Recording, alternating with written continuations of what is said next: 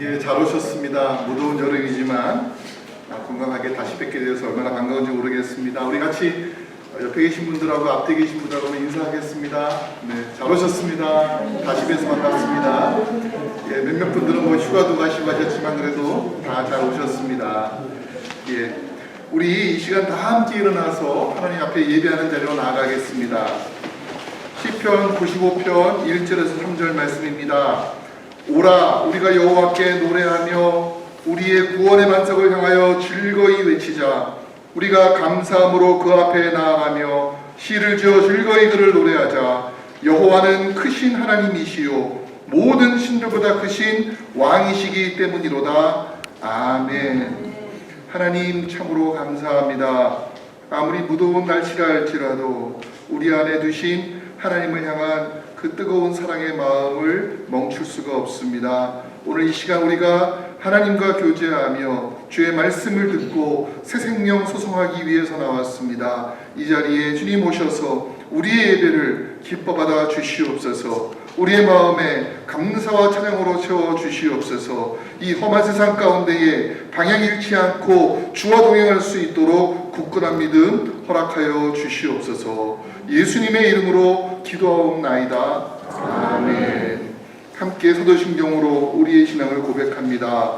전능하사 하나님 아버지를 내가 믿사오며 그 외아들 우리 주 예수 그리스도를 믿사오니 이는 성령으로 잉태하사 동정녀 마리아에게 나시고 본디오 빌라도에게 고난을 받으사 십자가에 못 박혀 죽으시고 장사한 지 사흘 만에 죽은 자 가운데서 다시 살아나시며 하늘에 오르사 전능하신 하나님 우편에 앉아 계시다가 저희로서 산자와 죽은 자를 심판하러 오시리라. 성령을 믿사오며 거룩한 공예와 성도가 서로 교통하는 것과 죄를 사하여 주시는 것과 몸이 다시 사는 것과 영원히 사는 것을 믿사옵나이다. 아멘.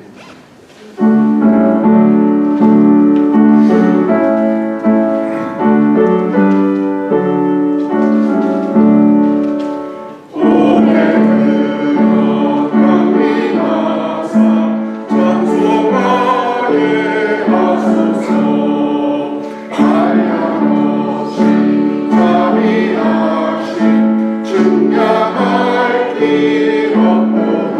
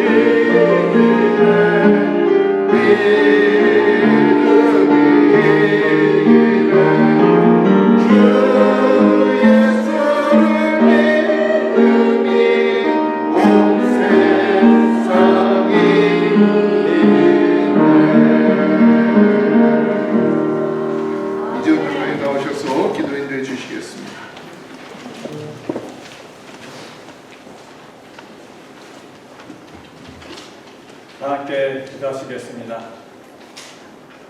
사랑과 은혜가 풍성하신 하나님 아버지, 지난 주간도 저희를 눈동자와 같이 지켜주시며 주님의 품 안에서 이곳까지 인도하여 주심을 감사합니다. 주님의 사랑을 힘입어 주님을 사모하는 마음으로 찬양과 예배를 드리오니 기쁘게 받아 주시옵소서. 지난 한 주일도 주님 말씀에 순종하며 살기보다는 세상의 유혹과 욕심으로 우리 마음대로 뜻대로 살아왔음을 고백합니다. 저희의 부족함을 용서하시고 동생자 예수님의 피로 다시 한번 더 깨끗게 하여 주시옵소서. 아버지, 이 시간 시온의 성도들과 많은 주님들의 백성들이 기도 제목들을 놓고 기도하며 무릎을 꿇었습니다. 무엇보다도 저희 시온의 가족들이 주님의 뜻을 따라 죽어가는 영혼들, 시험을 당해 교회와 사회를 등지고 살아가는 생명들을 위해 기도하게 하시옵소서. 그리하여 그들의 구원의 길로 앞장서서 인도하는 주님의 교회가 되게 하시옵소서. 그러기 위하여 저희 교회 각 부서들과 사랑방들을 축복하시어 건강하고 든든한 저희 시온 교회 되게 하시옵소서. 수술을 마치신 이기풍 장로님을 비롯한 육신의 어려움을 겪는 형제 자매들이 있습니다. 완전히 치유되는 기적을 보게 하시고 또한 그 기적들로 서로 나누며 간증하는 저희 되게 하시옵소서.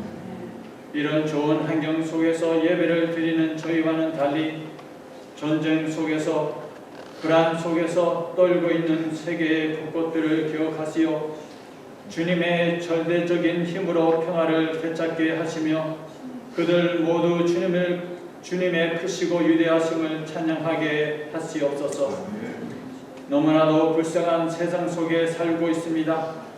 경제적, 사회적, 정치적 혼란 속에서 주님만 의지하며 말씀의 힘으로 잘 이 위기들을 이겨나갈 수 있도록 힘주시고 지켜주시옵소서.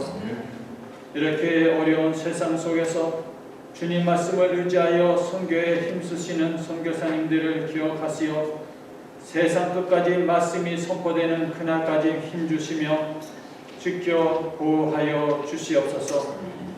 특히 저희가 기도하는 요르단, 케냐 그리고 미랄 선교단을 축복하시어 많은 은혜가 넘치도록 채워 주시옵소서. 오늘도 주님 말씀을 준비하여 단위에 서신 목사님을 기억하시고 선포하시는 말씀을 통하여 우리가 깨어지고 은혜 받게 하시옵소서. 이 예배를 준비한 모든 성도들에게 사랑과 은혜를 부어주실 줄을 믿사오며 거룩하신 주 예수 그리스도의 이름으로 기도합니다. 아멘.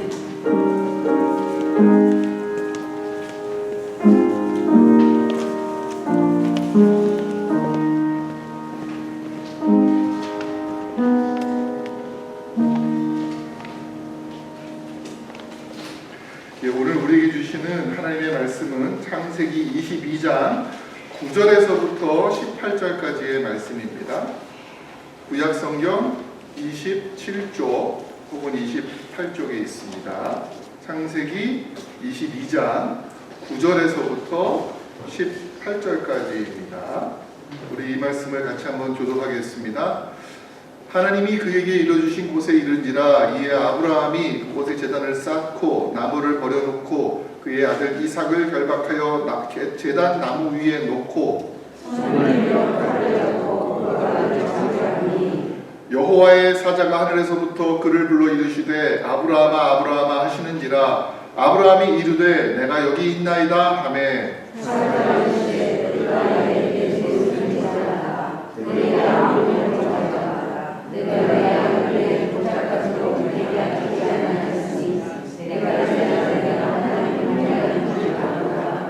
아브라함이 눈을 들어 살펴본즉 한 순양이 뒤에 있는데 뿔이 수풀에 걸려 있는지라. 아브라함이 가서 그 수작을 가져다가 아들을 대신하여 번제로 드렸더라.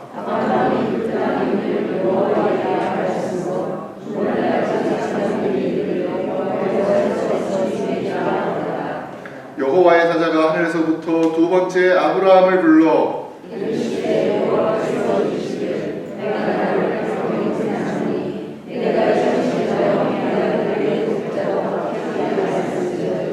내가 내게 큰 복을 주고 내 씨가 크게 번성하여 하늘의 별과 같고 바닷가의 모래와 같게 하리니 내 씨가 그 대적의 성문을 차지하리라.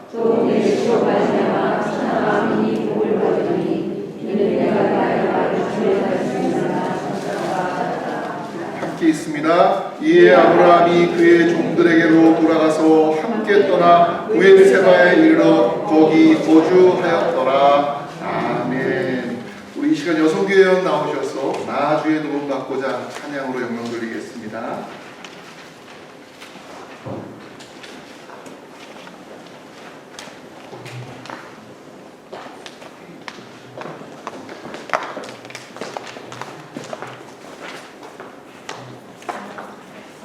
박 집사님 나와주세요.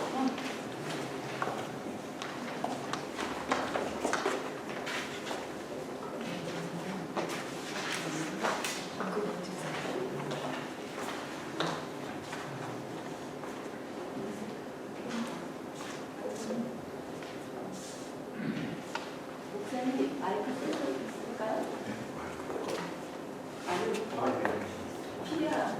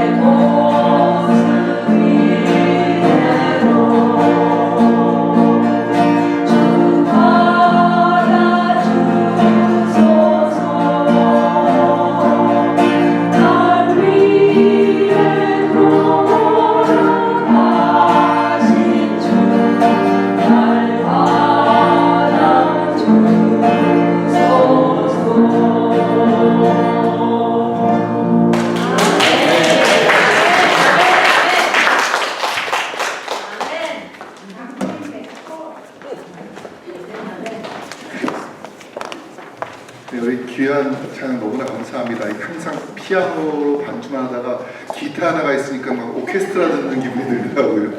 너무 감사합니다. God is good. All the time. 그 하나님이 우리와 함께 하십니다. 아멘.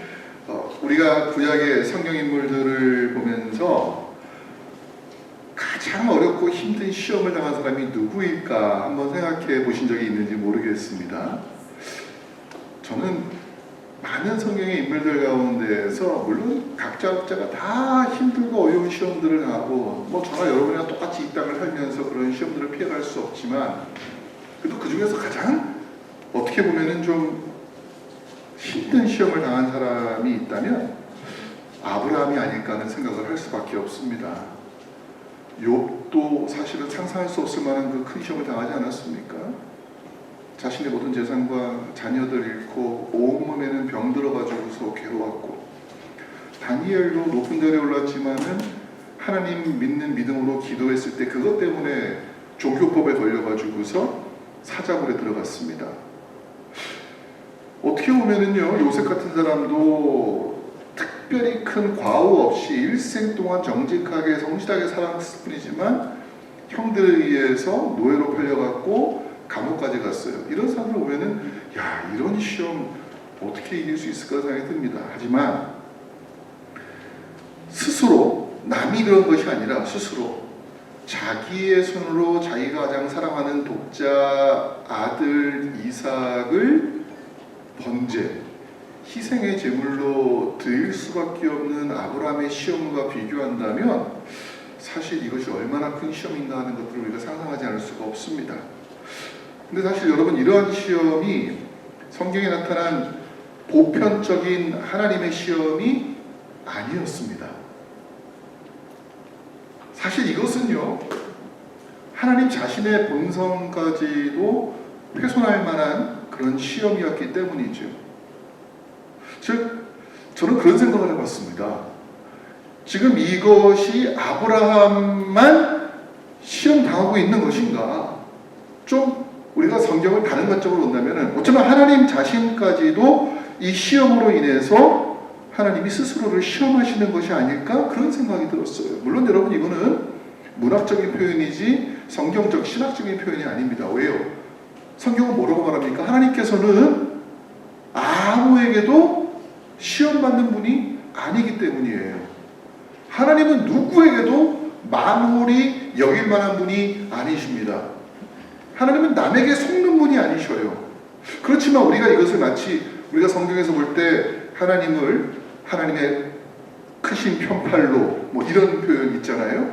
그러니까 하나님을 의인화했다면은 저는 이 장면을 볼 때에 야, 우리가 계속 아브라함만 시험 포커스를 맞추고 있지만 사실 이 장면에서 우리는 인간적인 표현을 본다면은 하나님도 스스로를 시험 가운데 넣으신 것이 아닌가 그런 생각이 들더라고요. 그래서 우리가 하나님을 시험했다는 말이 아니라 이거를 다른 표현을 할 수 있다면은 하나님이 이 사건을 통해서 하나님 되심을 증명했다라고 우리가 말할 수가 있을 것 같습니다. 왜 그러느냐? 오늘도 우리가 설교 전에 함께 외친 말이 무엇입니까? God is good all the time. 외쳤어요. 하나님께서는 언제나 선하신 분이시다. 하나님의 속성이 선하심이라고 하는 거예요. 하나님께서는 all the time, 그 어떤 상황에 있어서도 선하신 분이시고 우리에게 선한 일을 가르치시고 지시하신 분이십니다. 하나님에게는 조금의 어두움도 없으십니다. 하나님은 완전한 빛 그 자체이십니다. 그래서 요한은 하나님께서는 사랑이라고까지 표현했습니다. 사랑 그 자체라는 거예요.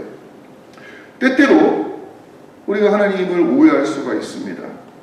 또 우리 판단에 있어서는 하나님을 이해하기 어려운 일도 생겨납니다. 그러나 변할 수 없는 진리가 뭐냐? 우리는 틀려도 하나님은 틀릴 수 있는 분이 아니시라는 거잖아요. 하나님이 기준이기 때문에 우리가 오해하면 오해하지, 우리가 실수하면 실수하지, 우리가 변덕스럽게 바뀌면 바뀌지, 하나님은 회전하는 그림에도 드신 다시 말하면 기준 그 자체가 하나님이시라는 겁니다. 그러니까 우리는 스스로 잘 알고 있어요. 아유, 우리가 잘 변하지요. 우리가 배반하지요. 우리가 오해하지요. 우리가 실수하지요. 우리가 죄를 짓지요. 그게 우리 존재란 말이에요. 그러나 하나님께서는요, 영원하신 분이십니다. 변하지 않는 분이십니다. 그래서 우리는 하나님만큼은 항상 선하신 분이십니다라고 고백하는 겁니다. 내 감정은 아우 하나님 나 이런 하나님 나 못 믿을래요. 받아들이지 않을래요. 하나님 왜 이런지 이해할 수 없어요 라고 하더라도 결국 우리는 그래도 하나님이 옳으신 분이셨다.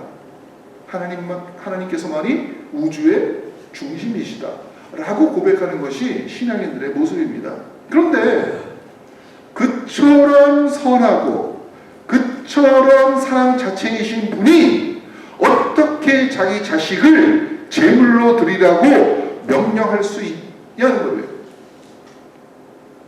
그래서 우리는 이것만큼 하나님이 잘못했다고 말하고 싶은 거죠, 사실. 다른 건 다 맞아요. 오케이. 다 인정합니다. 근데 이것만큼은 잘못된 거 아닙니까? 그렇게 우리가 말하고 싶은 거예요. 하나님께. 한번 투정 부리고 싶은 거죠. 그 당시에 아브라함 당시죠. 또 이스라엘 역사 가운데 열왕기까지 보면은요. 그 당시 고대 근동 지방에서 이런 식으로 즉 하나님이 아브라함에게 이삭을 바쳐라라고 했던 그러한 방식으로 제사 드리는 것은 하나님을 믿는 모습이 아니었습니다. 절대 아니었습니다. 그것은 우상에게 제사 드리는 방법이었습니다. 우리가 성경 곳곳에서 인신공양의 모습들을 찾아볼 수가 있는데 사사입다는 원래 가나안 땅에서 태어났지만 그가 서자였기 때문에 쫓겨나가가지고서 이방 땅에 있다가 다시 사사로 부름받아서 돌아왔어요. 근데 이 사사입다가 아직도 이방 사람들의 풍습에 물들어져 있었던 거예요. 그래서 전쟁을 나갈 때 하나님께 누구든지 내가 전쟁에서 싸워 이기고 돌아왔을 때 나를 제일 처음 맞이하는 자는 내가 하나님께 제물로 드리겠습니다. 이따위 서원을 합니다. 아마 자기 딸에는 뭐 강아지나 노새가 나올 줄 알았죠? 자기 딸이 나왔어요. 또 왕정시대 때 특별히 에스겔서에 그런 기록들이 많이 나와 있는데 그 당시 이스라엘 사람들이 주변 나라의 영향을 많이 받아가지고 각종 우상들을 섬겼는데 특별히 몰록이라고 하는 신이 있습니다. 몰록은 소머리의 형상을 한 농경과 돈의 신이었어요. 그 신을 기쁘게 하기 위해서 이스라엘 사람들이 자기의 자녀를 불로 살라주는 그러한 끔찍한 제사를 드렸습니다.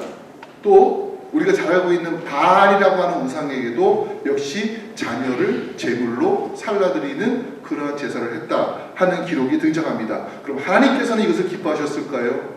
절대로 기뻐하지 않으셨습니다.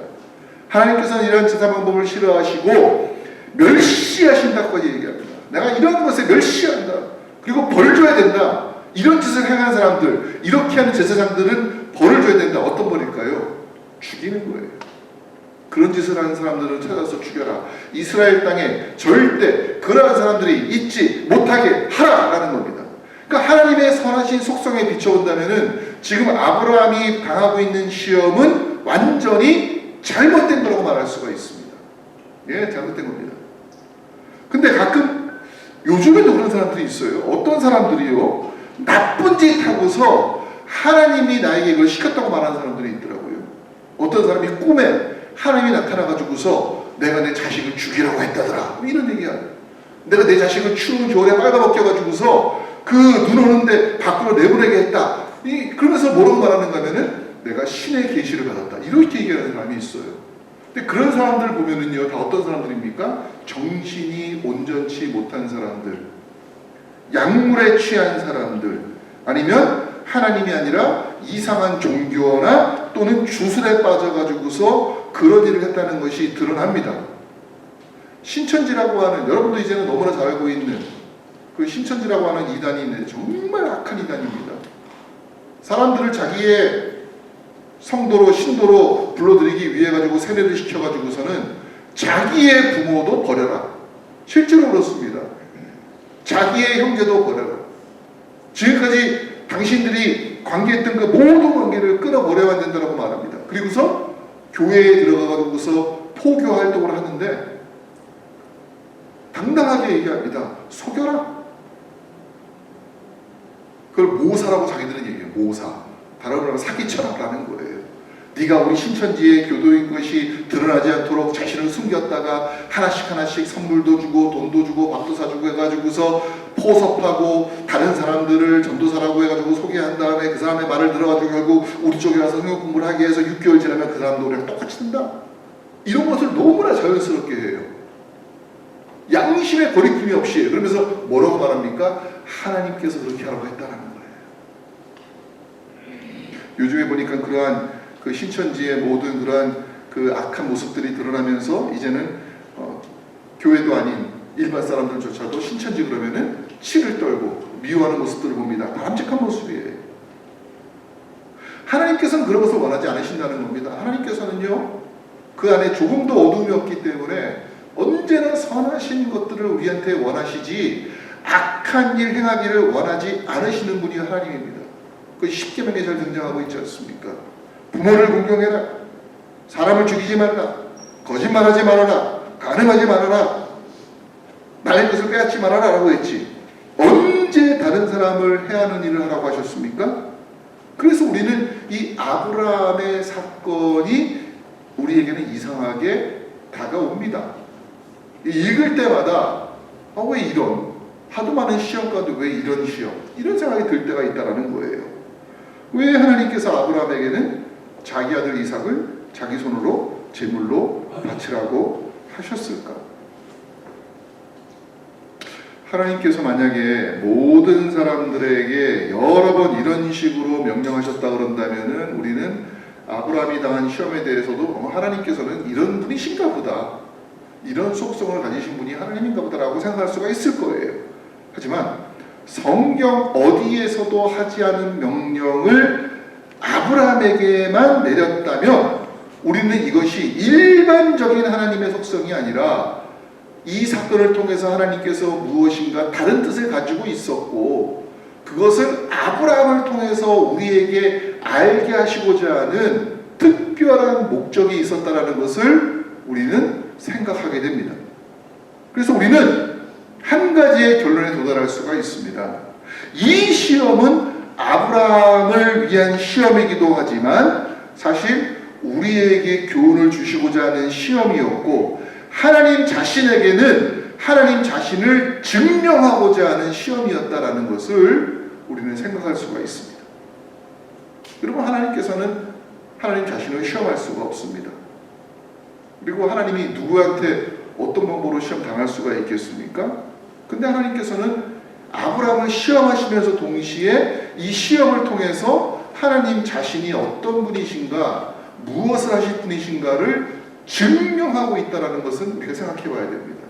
우리가 지난 주일에 창세기 3장 15절 말씀을 통해서 하나님께서 인간의 타락 이후에 구원을 위해서 누구를 보내신다고 하셨습니까?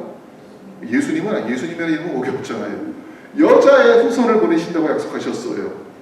세상의 모든 사람들은요, 남자 없이 여자만 단성 생식으로 인해서 태어나는 사람이 없어요. 단세포 소프리가 가능한 거지. 단세포가 아닌 다세포 생물들, 또 고등 생물로 올라갈수록 남자와 여자의 관계를 통해서 이 땅에 후손들이 태어납니다. 근데 하나님께서는 명백하게 남자 없이 여자의 후손으로 구원을 이루시겠다라고 말씀하신 것은 무엇을 말합니까? 이 구원이 사람의 모습으로, 모양으로, 방법으로 나오는 것이 아니라 전적으로 하나님께서 초자연적으로 계시하시고 하나님께서 이루시겠다라고 하는 결심, 그 선언이 바로 창세기 3장 15절의 말씀입니다. 그러니까 많은 사람들이 이 말씀을 원시복음이라고 이야기를 해요. 하나님께서는요, 아브라함에게 자기 아들 이삭을 스스로 희생하게 해서 이 시험을 통과하라고 하셨고, 동시에 하나님께서는요, 이 아브라함 사건을 신약의 예수님의 사건으로 연결을 시킵니다. 하나님 스스로 자기 아들 독생자 예수 그리스도를 십자가에 못 박으심으로 사실은 이 시험이 아브라함을 시험하는 시험이 아니라 하나님의 선하심이 무엇인가를 우리에게 보여주시기로, 증명하시기로 결심하신 바로 그, 어떻게 보면 우리가 고육지책이라는 말을 씁니다. 고육지책. 스스로 자신을 희생해서 더 좋은 방법을 보여주는 바로 그것이 이 모습이라고 하는 것이죠. 근데 여러분, 그럼에도 불구하고 아브라함이 당한 시험과 예수님을 십자가에 못 박으신 이 사건이 연결은 되더라도 엄청난 차이가 있습니다. 왜요? 아브라함은 이삭을 바쳤습니다. 근데 결국 하나님의 자비하심으로 그가 죽지 않고 다시 돌려받는 하나님의 은혜를 경험한 사건이 되었습니다. 하나님께서는요, 이삭 대신에 무엇을 주셨습니까? 나뭇가지에 걸려있는 수약을 그에게 주셔서 그 수약을 대신 희생양으로 인해 가지고 이삭을 죽이지 않고 하나님께서 하나님의 선하심이 무엇인가를 보여주신 거예요. 그래서 아브라함이 정말로 이삭을 죽이려고 했죠. 칼을 들어서 이삭을 내리치려 했을 때에 이 말은 뭐예요? 죽지는 않았어도 아브라함은 이미 이삭을 죽인 거나 마찬가지예요. 결론적으로 이삭은 죽지 않았습니다. 하나님이 살리신 것입니다. 이것이 얼마나 극적이고 얼마나 드라마틱한 장면인지 많은 미술가들이 이 제사 장면을 미술로 그려가지고 지금도 여러 미술관에 아브라함이 이삭을 바칠 때의 그 그림들이 곳곳마다 있는 것을 봅니다. 그래서 상당히 대단한 사건인 것이 틀림이 없습니다. 그러나 하나님은 아브라함의 절대 순종과 절대 믿음을 받으셨지 이삭을 희생까지는 하지 않도록 막으셨습니다. 그러나 이와 똑같은 신약의 사건, 즉 하나님께서 자기 아들 독생자 예수 그리스도를 십자가에 달리게 하셨을 때에는 마지막 순간에 극적인 천사의 개입이 이루어지지 않았어요. 결국 예수님은 십자가에서 목숨을 잃었습니다. 생명을 잃었습니다. 한쪽 옆에 있는 강도가 뭐라고 얘기합니까? 정말 네가 하나님의 아들이라면 지금 이 시간 네가 스스로 십자가에서 내려와서 그걸 증명해라. 그리고 우리를 좀 구원해봐라. 조롱까지 합니다. 그래도 끝까지 하나님께서는 개입하지 않으셨어요. 외면하셨습니다. 이것이 예수님께서 이처럼 하나님의 아들이심에도 불구하고 결국 십자가에 달려 죽게 되었다는 이 모습이 사실은 이삭의 모습과 놀랍게 일치를 하지요. 왜냐? 이삭도 자기의 힘으로 자기를 구원할 만한 능력이 있었을까요? 없었을까요? 충분히 있었습니다. 예, 많은 학자들이 이삭의 나이를 유추해 보았을 때에 그가 적어도 아브라함을 이길 만한, 즉 100세, 110세가 넘은 아브라함, 그 늙은 아브라함을 이길 만한 힘이 있었다라고 하는 거예요. 근데 이삭은 안 그렇습니다. 저항하지 않습니다. 그래서 많은 사람들이 뭐라고 얘기하는가 하면은 아브라함이, 그 나이 많은 아브라함이 어떻게 청년 이삭을 들어서 그 위에 올려놓겠느냐. 이삭이 스스로 올라갔을 것이다. 그렇게 얘기하는 거예요. 예수님도 마찬가지입니다. 하나님의 뜻을 구하기 위해서, 이루기 위해서 스스로 십자가를 지시는 모습이 바로 이삭과 같은 예수 그리스도의 모습과 너무나 닮아 있다라고 하는 것을 우리는 생각할 수가 있습니다. 그런데 우리가 물을 것일 거예요. 왜 그러면 이렇게 해야 되느냐? 왜 이렇게까지 했어야만 하느냐라고 하는 것입니다. 그때 우리가 생각할 수 있는 것은 하나님의 약속, 하나님의 언약이라고 하는 것이죠. 하나님께서 창세기 12장 2절에 아브라함에게 내가 너로 큰 민족을 이루고 내게 복을 주어 내 이름을 창대하게 하리니 너는 복이 될지라 고 약속해 주셨습니다. 창세기 13장 15절에 보이는 땅을 내가 너와 내 자손에게 주리니 영원히 이르리라 말씀하셨습니다. 창세기 15장 4절에 내 몸에서 날 자가 내 상속자가 되리라고 약속해 주셨습니다. 지금 아브라함의 몸에서 난 유일한 사람이 누구예요? 이삭이에요. 이삭밖에 없어요. 너로 큰 민족을 이룬다고 했지만 지금 이삭 외에 아브라함에게는 큰 민족은커녕 형제도 없고 자녀도 없어. 그런 상황이 있습니다. 하나님께서는 아브라함에게 약속하신 것이 무엇입니까? 그의 몸에서 날 자를 통해서 열방을 이룰 것이다. 그가 모든 나라 모든 민족의 복이 될 것이다. 그리고 그 약속은 오늘 이 시대에, 오늘 이 순간, 오늘 이 며칠, 몇 년 이것이 아니라 영원한 약속이다. 영원히 이룰 것이다 라고 하나님이 말씀해 주셨습니다. 하나님께서 아브라함을 자신의 영원한 동반자가 될 것이며 그의 영원한 후원자가 될 것이라고 약속하신 거예요. 그리고 이 약속이 이스라엘 역사 가운데 계속 반복됩니다. 심지어 이스라엘이 우상숭배를 합니다. 하나님을 떠납니다. 하나님께 죄를 짓습니다. 그래도 하나님께서는 끝까지 이 약속을 부여잡고 그래도 내가 너에게 기회를 준다.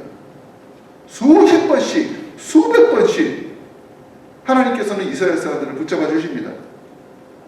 아버지 또 형을 속이고 하란 땅으로 가던 야곱에게도 나타나셔가지고서 내가 너와 함께 있어 내가 어디로 가든지 너를 지키며 너를 이끌어 이 땅으로 돌아오게 할 것이다. 모세의 뒤를 이어서 여호수아가 임금이 되었어요. 리더가 되었어요. 하지만 여호수아도 힘이 없습니다. 그때 또 뭐라고 말씀하십니까? 내가 어디로 가든지 내 하나님 여호와가 함께 하느니라.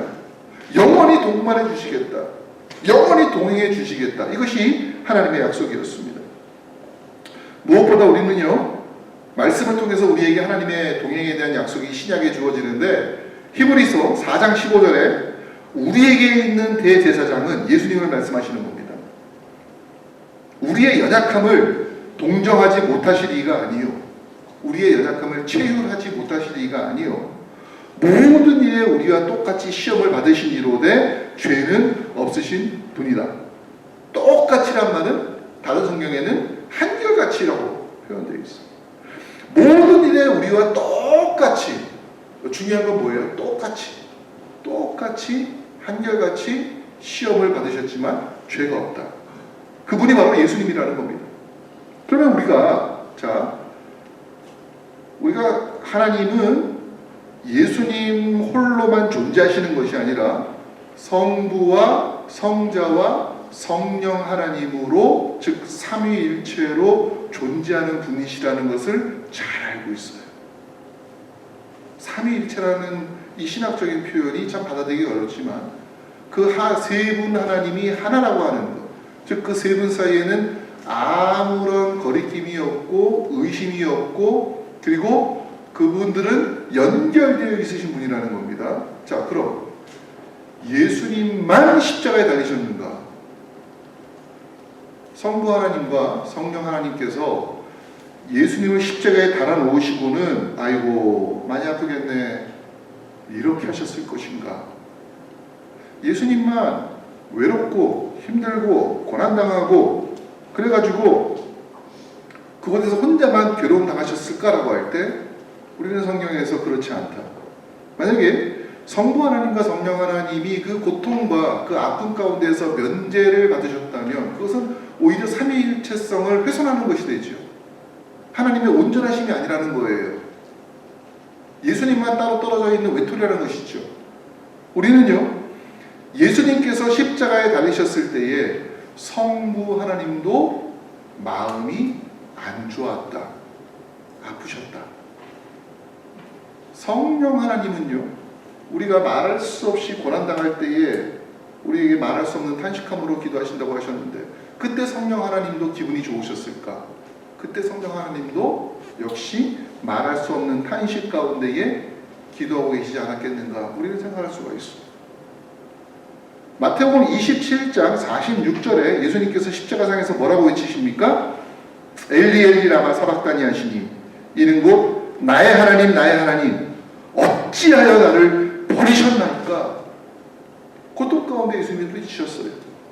이 순간 성자 예수님께서는 성부 하나님께서 자신을 버린 것과 같은 상황에 있다는 것을 고백하고 있습니다. 성부 하나님은 사랑이에요. 누구를 버리실 분이 아닙니다. 그러나 이 순간만큼은 죄로 인해서 그 모든 인간의 인류의 죄가 인간 예수의 몸에 붙어 있을 것을 보시면서 예수님을 외면하신 것이 아니라 그 죄악된 모습에, 그 참혹한 모습에 고개를 돌릴 수밖에 없었다라고 신학자 몰트만이 이야기를 했습니다. 저는 그 표현이 하나님을 의인화한 표현이지만 무척이나 잘된 표현이라고 생각을 합니다.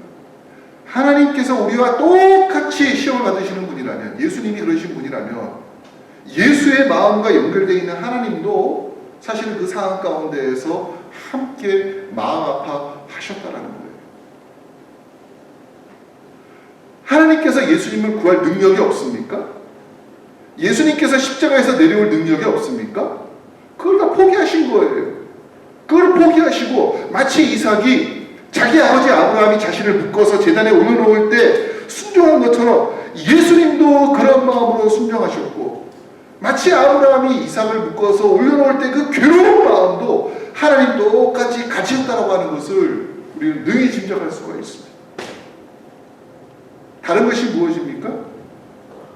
아브라함은 자기 자신을 버리는 것 같은 극심한 공포 가운데 있었지만, 예수님은 실제로 하나님의 아들이시면서 극심한 공포 플러스 죽음 앞에 자신을 그냥 던지신 거예요. 버리신 거예요.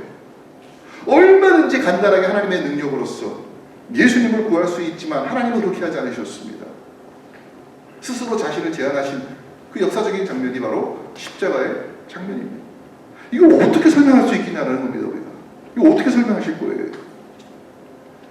아브라함의 손에서 이삭을 능히 구할 수 있었던 하나님께서 정작 십자가에서 고통 중에 몸부림치고 있는 자신의 아들 예수 그리스도를 구할 수 없는, 구하면 안 되는 그 상황만큼 고통스럽고 아픈 이러한 모습을 우리가 어떻게 상상할 수가 있겠습니까? 근데 우리는 하나님을 잘 알고 있다고 얘기하는 거예요. 하나님을 잘 이해한다고 말하는 것입니다. 이 땅의 어느 누구도 이 상황 속에서 하나님의 마음을 이해할 수는 없습니다. 다만 우리는 정말 그렇게 되지 않았을까라고 추측하는 것뿐이죠. 왜 이렇게 하셨을까라고 할 때 우리는 한 가지 결론밖에 내릴 수가 없습니다. 하나님의 사랑 때문이었다라는 것입니다. 또 더 나아가서 하나님의 약속 때문이었다. 내가 영원히 너와 함께하리라, 이 말씀, 이게 단순히 너랑 멀리 떨어져 가지고서 너 하는 거 잘 지켜볼래, 이런 말씀이 아니에요. 내가 하나님이니까 너는 어떤 고통을 당하든지 상관없고, 난 알 바 아니고 그저 너를 지켜보고 있겠다라고 하는 약속이 아닙니다. 함께 아파하고 함께 고통받고 함께 죽는 그 모든 아픔까지 내가 함께 하겠다라고 하는 동병상련의 약속이 바로 하나님의 언약 속에 담겨 있는 겁니다. 여러분, 신약의 많은 조류 가운데에서 이신론이라는 것이 있습니다. 디이즘이라고 하는 건데, 이 이신론을 주장하는 신학자들은요, 하나님을 관망하는 분으로만 봅니다. 하나님은 이 세상을 창조하셨어, 믿고 있죠. 사람들에게 위임했습니다. 땅을 다스려라, 정복하라, 관리해라, 지배해라. 하나님께서 우리에게 그 땅을 위임해 주셨기 때문에 이제 하나님은 사람들이 무엇을 하든지 신경 안 쓴다. 사람들이 뭐라든지 내버려 두고 있다. 참견하지 않는다. 마치 저 멀리 우주 안드로메다 뒷벽에 있다가 마지막 때에 그냥 심판하러 오실 것이다. 이렇게 말하는 사람들이 있어요. 신학자들 가운데에서는. 이건 전적으로 잘못된 하나님에 대한 관점입니다. 하나님은 결단코 우리를 떠나신 적이 없다. 이것이 성경에 나오는 이야기예요. 단지 떠나지 않을 뿐만 아니라 우리와 함께 하심을 그친 적이 없으시다. 여러분, 옛날에 우리가 엽서 보면 거기에 모래 위의 발자국이라고 하는 그 엽서 시가 있잖아요. 그죠? 어떤 내용인지 다 기억하시지요? 어떤 사람이 길을 걸어갑니다. 모래밭을 걸어갑니다. 자신이 좋을 때에는 자기 옆에 하나님, 예수님의 발자국이 같이 찍혀있어서 4개의 발자국, 2쌍의 발자국이 걸어가고 있는데, 어느 순간 자신이 너무나 힘들고 고통스럽고 어려운 상황에서는 발자국이 하나가 없어졌어요. 2개의 발자국밖에 없습니다. 하나님께 원망합니다. 왜 나와 함께 하신다고 하더니만은 내가 가장 어려운 순간, 정말 가장 힘든 순간에는 왜 내 발자국밖에 없습니까? 근데 하나님이 뭐라고 말씀하셔요? 그건 네 발자국이 아니고 내 발자국이야. 내가 그 순간 너를 업고 가고 있었던 거야.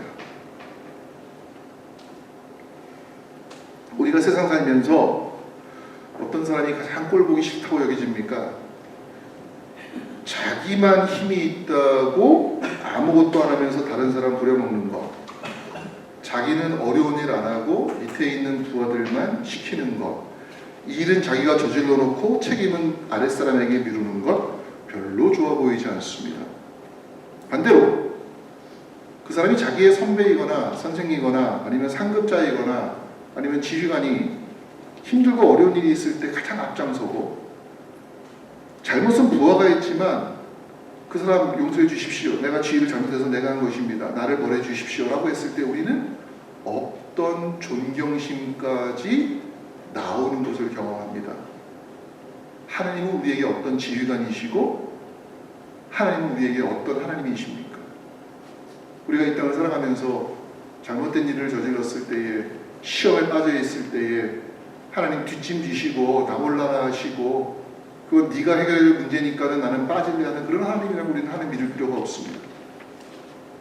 아브라함이 자기 아들 이삭을 바칠 수밖에 없는 그 상황인데, 여러분 성경에 아브라함이 모리아 땅까지, 모리아 산이 아니고 모리아 땅까지 며칠 길을 걸어갔다고 했습니까? 3일 길을 걸어갔어요. 그때 아브라함 혼자만 갔을까요? 두 정도 갔지만 이상만 갔을까요? 하나님께서는 보내놓고 모리아산에서 딱 나타나가지고서 그때만 폼을 내시면서, 야, 너 놀랐지? 너 이삭 다칠까봐 진짜 걱정했지? 내가 수양 준비해놨어, 이거 봐. 이런 분이 하나님이실까요? 아니요. 저는 하나님께서 고민하면서 아브라함과 함께 걸어가셨다라는 것을 생각합니다. 또 하나님은 그런 분이셨습니다. 우리가 예수님께서 이 땅에 오셨을 때에 그의 이름을 무엇이라고 불렀는가? 임마누엘 하나님이라고 불렀습니다. 임마누엘은 하나님께서 그의 백성과 함께 하신다라고 하는 것입니다. 어떻게 함께 하시느냐? 우리와 한결같이 시험을 받으시는 모습으로 함께 하셨다라고 하는 것입니다. 우리 하나님께서는요, 사람에게 시험만 주고 채점만 하고 감독하는 그런 분이 아니시라. 우리가 똑같이 시험을 받으십니다. 그래서 역설적이게도 하나님께서는 아브라함의 시험 장면 가운데 함께 마음 졸이고 계셨고, 예수님의 십자가상에 있을 때에 함께 아파하시면서 왜 나를 버리셨습니까? 외치는 예수님의 목소리에도 그 마음을 변치 않고 꿋꿋하게 참아내신 분이 우리 하나님이시라는 것이죠. 우리는 아브라함이 도대체 무엇을 드렸기에 이러한 하나님의 은혜를 받을 수가 있었겠는가 생각하면서 우리는 그가 아들을 드렸기 때문이라고 생각하는 것은 매우 단순한 논리적 함정에 빠지는 것이라고 생각을 합니다. 왜요? 이것은 하나님께서 기뻐하실 만한 제사 방법이 아니었습니다. 하나님이 미워하는 방법이었습니다. 실제로 하나님께서는 이삭을 전혀 받지 않으셨습니다. 그렇다면 우리는 이해할 수 없는 시험의 목적이 무엇인지를 분명하게 알게 됩니다. 아브라함은 자기의 사랑하는 아들 이삭을 드림으로 인해서 사실은 무엇을 드린 겁니까? 자기 자신을 드린 거예요. 이삭을 드린 것이 아니고 자기 생명을 드린 겁니다. 이것을 우리가 다른 말로 말하면은 자기 부인이라고 이야기를 합니다. 자기 죽음이라고 이야기합니다. 바울이 내가 그리스도와 함께 십자가에 못 박혔나니 그런즉 이제는 내가 산 것이 아니요 오직 내 안에 그리스도께서 사신 것이다. 이 진리를 보여주시기 위해서 하나님께서는 지금까지 누구에도 하지 않았고 하나님이 미워하시는 방법이었지만 이것 아니면 예수 그리스도의 죽음을 우리에게 설명할 수가 없기 때문에 이 방법을 취할 수밖에 없었다는 것입니다. 우리 사랑하는 성도님 여러분들, 예수님이 진짜 자기 부인이 무엇인가, 자기 죽음이 무엇인가를 우리에게 보여주셨습니다. 우리가 날마다 자기 육신을 자랑하고 자기 생각을 주장하고 하나님보다 더 높아지려는 마음을 가지고 있을 때 그것은 내 안에 숨겨놓은 이삭과 같은 것입니다. 하나님께 순종할 때에 하나님께서는 우리가 상상할 수 없는 방법으로 또 다른 피할 길을 주십니다. 수작을 준비하신 하나님의 모습을 우리가 살펴보면서 이 한 주간 주님, 혹시 내가 이 한 주간도 내가 죽여야 될 것이 무엇입니까? 내가 부여야 될 것이 무엇입니까? 내가 드리려고 하는 그 욕망까지도 포기하게 하시고 정말 드릴 것이 있다면 나 자신을 드리는 길로 나아갈 수 있도록 나를 좀 도와주세요. 우리가 이 한 주간 그 마음으로 우리가 함께 믿음을 고백하며 보내기를 주님으로 축복합니다. 같이 한번 기도하겠습니다. 하나님 아버지, 우리가 성경을 읽어올 때마다 정말 말도 안 되는 아브라함의 시험을 보면서 왜 이럴까? 사실 그것이 하나님께서 우리를 사랑하신다고 하는 표현을 구약에서 보여주시기 위한 하나님의 방법이었다는 것을 생각하게 됩니다. 우리가 이 땅 살아가면서 참 남에게는 말할 수 없는 고통과 아픔 가운데 살지만 그럼에도 불구하고 하나님 나와 함께 하심을 알기에 우리는 힘들어도 주와 동행하며 그 안에서 감사의 제목들을 발견하려고 합니다. 이 한 주간 우리와 함께 하신 하나님을 찾아가며 정말 믿음의 신앙의 기쁨이 무엇인지를 우리가 깨달을 수 있는 시간 되길 도와주시옵소서. 험한 길 걸어가며 정말 찬양하며 기뻐하는 것이 무엇인가를 다시 한번 기억하는 시간 되도록 주님 도와주시옵소서. 영원히 나와 함께 하신다고 하신 그 약속을 의지하며 걸어가는 한 주간 되도록 도와주시옵소서. 예수님의 이름으로 기도하옵나이다. 아멘. 우리 다 함께 일어나셔서 영원 찬양합니다.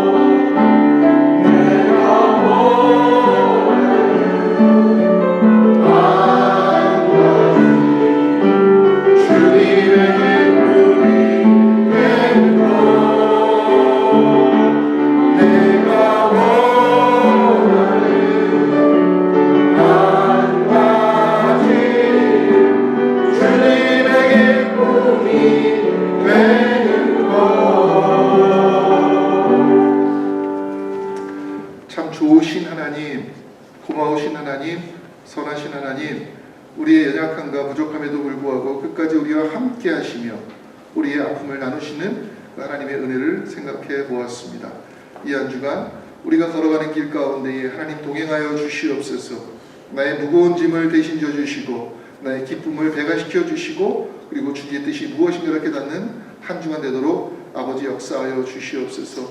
아버지, 저희가 주님 앞에 드리는 헌금 주님 기쁘게 받아주시옵시고 하나님 나라를 위해서 아름답게 사용될 수 있도록 주님 도와주시옵소서. 예수님의 이름으로 감사하며 봉헌 기도하옵나이다. 아멘. 우리 같이 한번 서로 인사합시다. 네, 잘 오셨습니다.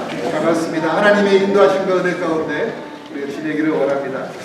우리 교회 소식은요, 오늘 예배 후에 친교실에서 함께 자가를 나눕니다. 매주마다 이렇게 수고해 주시는 여성교회들 너무 감사를 드리고요. 오늘 친교 시간에 우리 남성교회 임원들 저희가 모임을 좀 가지려고 합니다. 조금 늦게 시작을 하게 되지만 우리 남성교회 회원들 해야 될 일들이 많이 있습니다. 같이 이야기 나누시면서 좋은 방법들을 찾아가는 시간 되기를 원하고요. 그리고 여러분들 보시면은 우리 오시다 보시면 이쪽 옆에 그 공사하는 현장이 있는데 지금부터 좀 기도해야 될 것 같습니다. 거기가 지금 아파트를 짓고 있는데 52세대가 이제 완성되면 들어오게 됩니다.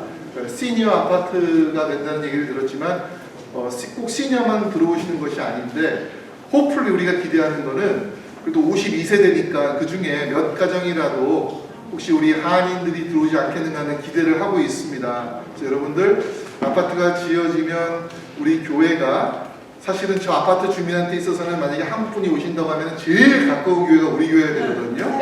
그래서 저는 조금 기대하는 마음을 가지고 있어요. 그래서 기도해 주시면서 하나님 우리 한국 분들이 좀 들어오실 수 있도록 해주시고 그분들 가운데 교회를 찾는 분이 있으시다면 우리 교회로 인도될 수 있도록 좀 도와달라고 기도해 주시면 좋겠습니다. 예, 꼭 기도해 주시길 부탁드리고요.